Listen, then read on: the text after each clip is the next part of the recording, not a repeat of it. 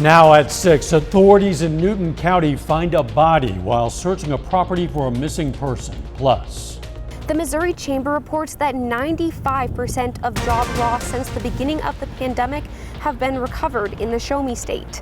I'm Bronte Sorotsky with how Joplin is one of many cities leading the way in job recovery. The 4 states' most watched news starts now.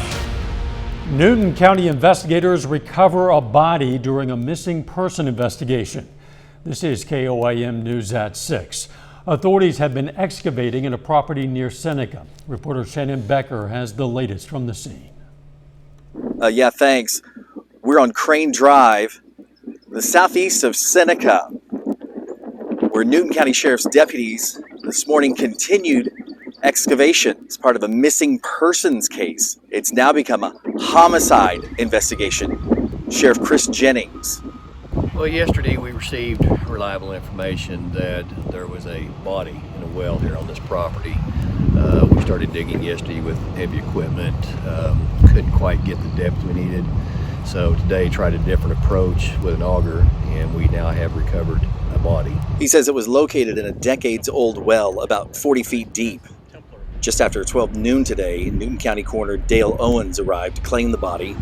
Additionally, Sheriff Jennings did not reveal suspects involved as part of this investigation, but he did say they are well aware of those who live at the residence. We don't know much about the deceased. Official identification will take some time. Now, Sheriff Jennings did tell us it is a male, and they believe a victim of a recent crime. I'm Shannon Becker on Crane Drive in rural Newton County for KOAM News Now. We are watching for new developments on this story. You can find the latest updates on our website, KOAMnewsnow.com. Police in Joplin say a woman died after crashing her vehicle while suffering a medical emergency. Happened on Friday. Authorities say 48-year-old Arawana Hart Hudson of Quappa, Oklahoma, was driving south on Main Street near the intersection with 35th Street when she's believed to have had a medical emergency and hit another vehicle. Hart Hudson's vehicle then went off the road and hit a sign and guardrail before going down an embankment. She was taken to a hospital where she was pronounced dead. The other driver was not injured. Checking in with Doug Hetty now for a first look at the weather. Hey, Dow, it actually turned out to be a great Wednesday for us today. We had plenty of sunshine, a little breezy at times, but temperatures fantastic as we went up into the 70s. Now, if you've looked outside, you can see those mid and upper level clouds increasing, and this is due to a weak wave, but showers, thunderstorms, southwestern Kansas down through the Panhandle, southeastern parts of Colorado. That band is going to head toward us, but it's not going to make it here until 7, 8 o'clock in the morning. So the evening hours look great. Tonight overall looks pretty good. Look at the temps. We're sitting low to mid 70s still outside. These southerly winds kind of helping those temperatures warm up. Now it is going to stay breezy tonight and really into the next couple days. But again, get outside, enjoy it. We drop back through the 60s, eventually mid 50s later on tonight. Severe threat going up over the next few days. We're going to look at that here in just a bit. See you then. Thanks, Doug. Missouri has recovered 95% of jobs lost since the start of the pandemic. That's according to a report from the Missouri Chamber. That report also found that Joplin is outpacing the national average in job recovery. KOAM's Bronte Sorotsky spoke with the Joplin Area Chamber and a local company about the impact of the area job growth. The pandemic caused economic hardship for many, and while some places were able to bounce back quickly, others haven't been as lucky. A recent report from the Missouri Chamber shows the state has recovered more than 95% of jobs lost since the pandemic began. And one of the cities leading that recovery is Joplin. We have seen tremendous growth in our area and have fully recovered from the pandemic and are back up to our pre-pandemic numbers and are excited to be the community that's leading the state. According to the Joplin Area Chamber, the unemployment rate is 2.35%. We have a pretty low unemployment rate, but we're seeing expansion with existing industry and interest as far as from outside areas wanting to expand their businesses in the Joplin market. Red Collar Pet Foods is looking to bring down that unemployment rate even more, and they're doing so with the help of the Joplin Humane Society. We are shooting to fill 45 positions between our Joplin site and also our Miami, Oklahoma site, ranging from entry-level production positions, all the way up to skilled labor positions. So for every offer of employment that we have, we will be sponsoring an adoption here at the Joplin Humane Society. That sponsorship, while acting as a hiring incentive, will then help a pet get adopted. We have had an issue with getting pets out, getting pets adopted, and that's not just us, it's all these shelters in the area.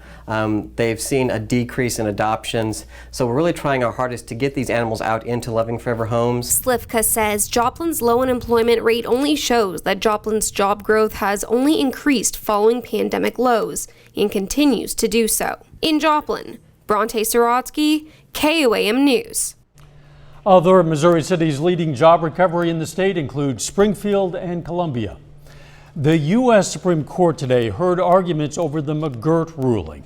That's the 2020 decision that found Oklahoma lacks jurisdiction to pursue criminal cases against American Indian defendants for crimes in Indian country. The state claims it has current jurisdiction with federal prosecutors over non-Native Americans for crimes committed against Native Americans on tribal reservations. Tribal officials believe Governor Kevin Stitt is trying to take away tribal sovereignty. Stitt says he's working to protect all Oklahomans. Missouri senators have approved a roughly $46 billion state budget. Negotiators now have a little more than a week to hash out differences between the House and Senate plans. House lawmakers left billions of dollars in surplus funding unspent. Senators used some of that money for local projects and more money for K-12 public school busing.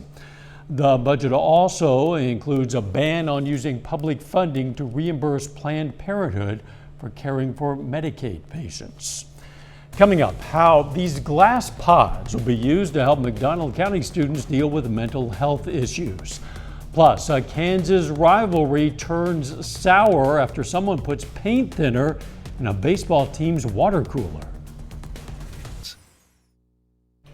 Students at McDonald County schools have a new, more private option for getting help with mental health concerns. The Ozark Center donated privacy pods to the school district. The pods are 4-foot by 7-foot glass booths with electrical outlets, air circulators, and dimmable lighting. They also have sound dampening features. Students can use them with counselors to talk in a more private setting or use them alone to decompress. Officials say students appreciate that they don't look like a therapy office.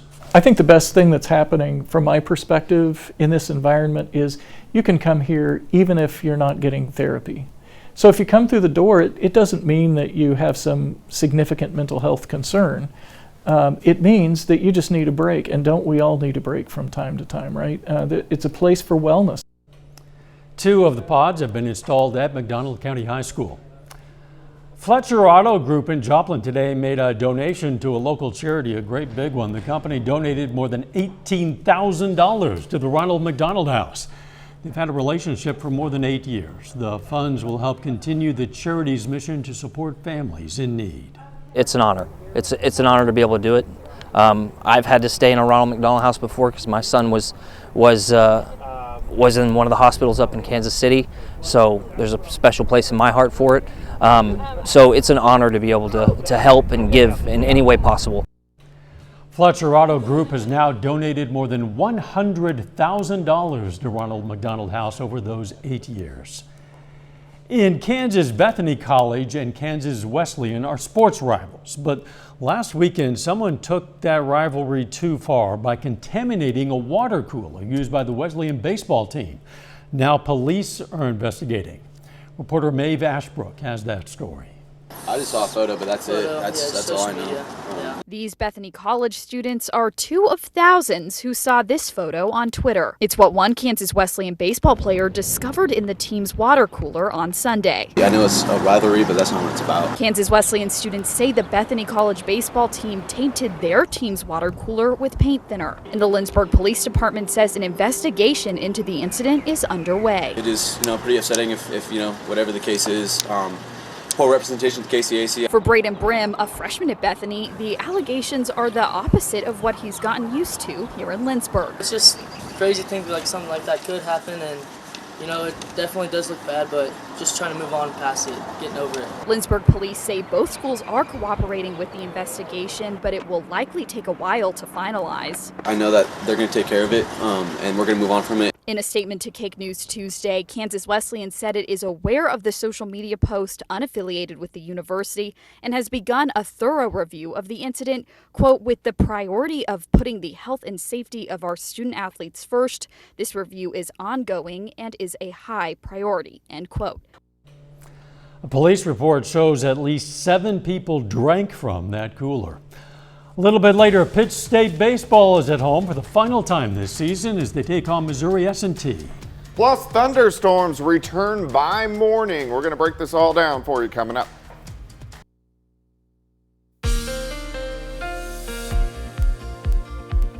Well, it definitely turned out to be a great day for us today. Plenty of sunshine, temperatures fantastic, mid-70s, still looks good.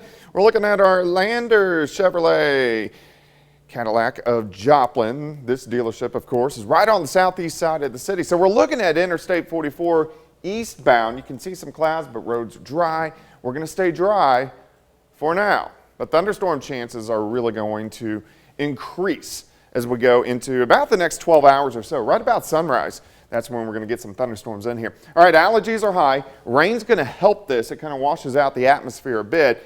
On a scale of 1 to 10, today's an 8. Still tomorrow is up there at a 9. If we do get some widespread rain tomorrow, that will help lower the allergy count just a little bit. Temperatures, look at this. We're still sitting low to mid 70s, so fantastic evening. It's windy. We got the southerly winds at about 10 to 20. We've had gusts a little bit higher than this at times, anywhere from that 20 to about 25, upwards to 30 mile per hour range. But it's going to stay breezy as we go through the evening and then once again for us tomorrow. Outside, a lot of clouds thickening up, 73 south winds at 11. Humidity is low at 33%. Through the evening, we slip back 60s, eventually into the 50s a little bit later on tonight. But overall, it looks like a pretty quiet night, but we are going to see those thunderstorms increasing for us tomorrow. Clouds increasing now, nothing underneath them. Thunderstorms out across southwestern parts of Kansas down through the panhandles, Oklahoma and Texas. This batch is going to head toward us, but it's not going to make it here until about 7 or 8 o'clock in the morning. It's a weak little upper level wave that is going to shoot through next bigger system waiting in the wings across the Pacific Northwest. All right, let's go hour by hour through time. We'll stop 7 a.m.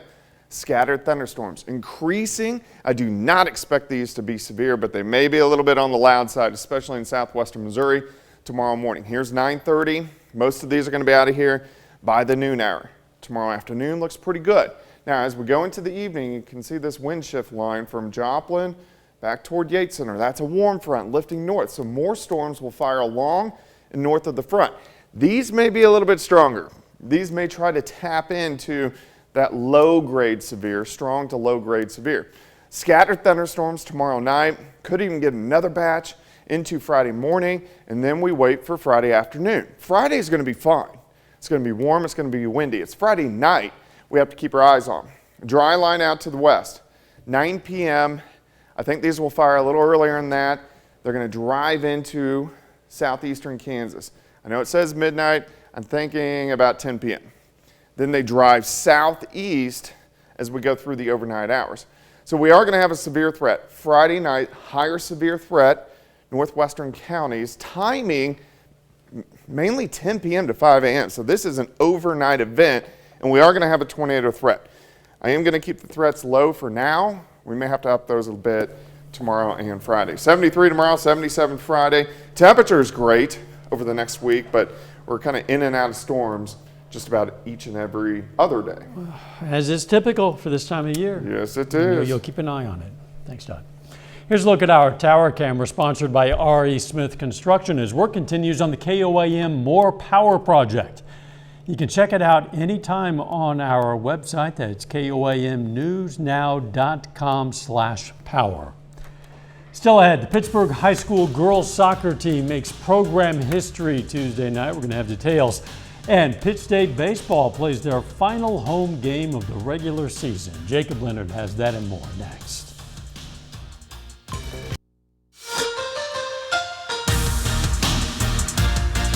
The Pittsburgh State Gorillas are in the final week of the baseball regular season. Now the Gorillas play at home for the final time this spring with a non-conference game against Missouri S&T.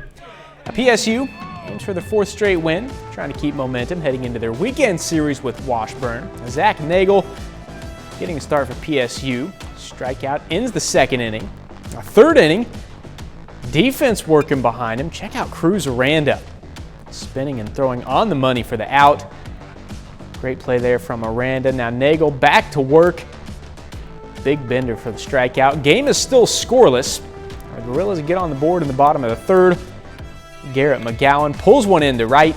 That scores Austin Bonnell and Mason Hartman.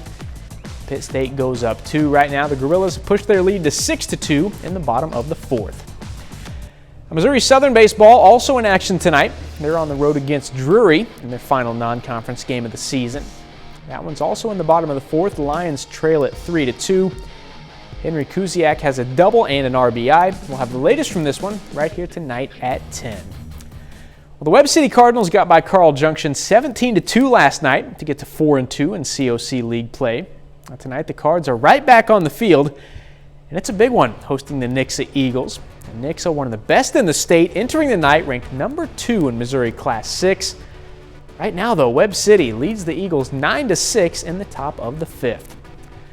The Pittsburgh High School girls soccer team picked up its first win in program history last night, beating Macaulay Catholic 3-0. The team is in just its 2nd season of competition, features players from both Pittsburgh and Frontenac High Schools. Now here's the team today on getting over that hump and getting their first ever victory.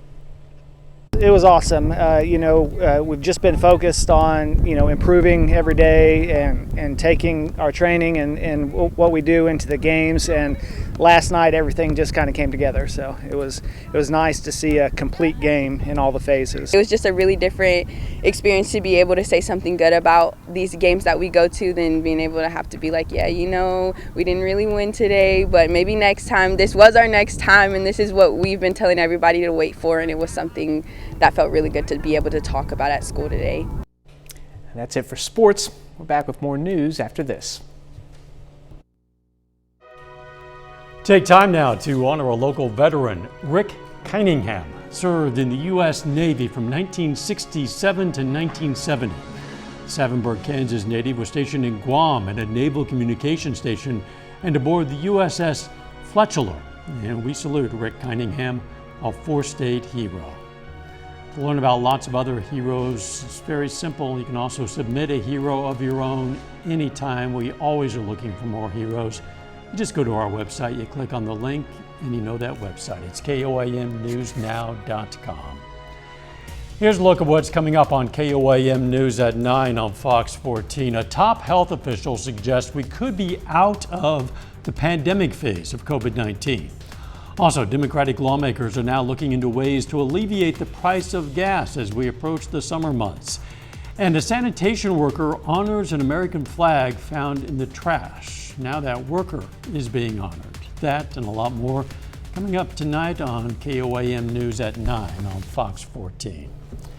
We have chances for some stormy weather in the days ahead. Not immediately, but eventually.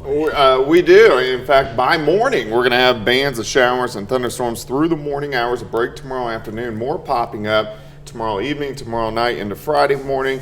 Another round Friday night into Saturday morning. So pretty active over the next few days. Final sports note. Austin Bonnell has a 3-run home run for Pitt State. They lead 6-2 over Missouri S&T. We'll have complete game highlights right here tonight at 10. Very good. Thanks for joining us. We'll see you right back here at 10. Let's make it a great evening.